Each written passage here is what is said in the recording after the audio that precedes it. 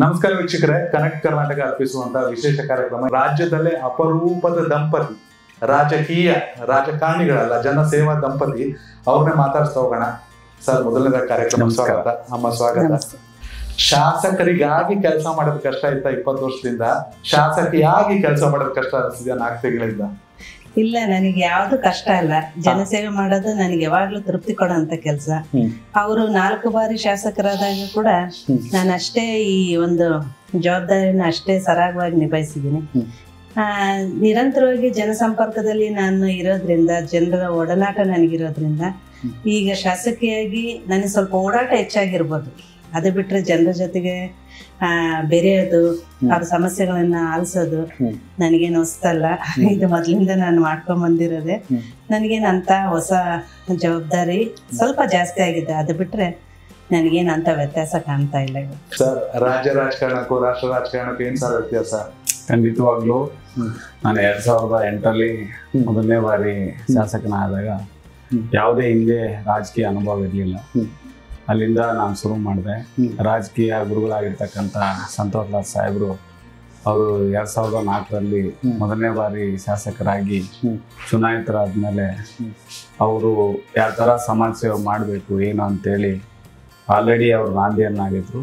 ಅವರ ಮಾರ್ಗದರ್ಶನದಂತೆ ಎಲ್ಲ ಸೊಂಡೂರಿನ ಜನತಿನ ಆಶೀರ್ವಾದದೊಂದಿಗೆ ನಾನು ಕೂಡ ನನ್ನ ಬಾಲ್ಯ ಜೀವನದಲ್ಲಿ ನಾನು ಕಂಡಂಥ ಒಂದು ಕಷ್ಟಗಳು, ಅನುಭವಿಸಿದಂಥ ಒಂದು ದಿನಗಳನ್ನ ಎಳೆಯಾಗಿ ಅದನ್ನು ನಾನು ಜನರಿಗೆ ಮುಟ್ಸೋಂಥ ಕೆಲಸ ಮಾಡಬೇಕು ಅಂತಂತೇಳಿ ಅವತ್ತೇನು ಪ್ರಮಾಣ ವಚನ ನಾನು ಮಾಡಿದೆ, ಅವತ್ತೇ ತೀರ್ಮಾನ ಮಾಡಿದೆ.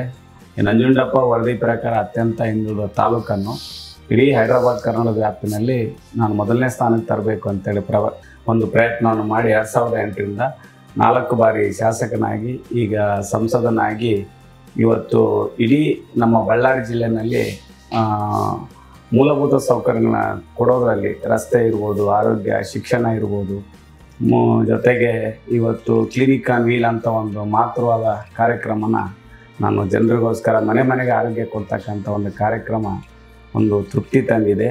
ಇವತ್ತು ರಾಜ್ಯ ರಾಜಕಾರಣದಲ್ಲಿ ಇವತ್ತು ಇದನ್ನು ನಾನು ಜನರಿಗೆ ಮುಟ್ಸೋಂಥ ಕೆಲಸ ಮಾಡಿದ್ದೀನಿ.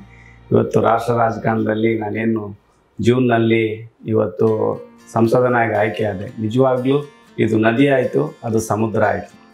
ಇವತ್ತು ಸಮುದ್ರದಲ್ಲಿ ಕಷ್ಟ ಏನಿಲ್ಲ, ಅದು ಕೂಡ ಒಂದು ದೊಡ್ಡ ಅನುಭವ.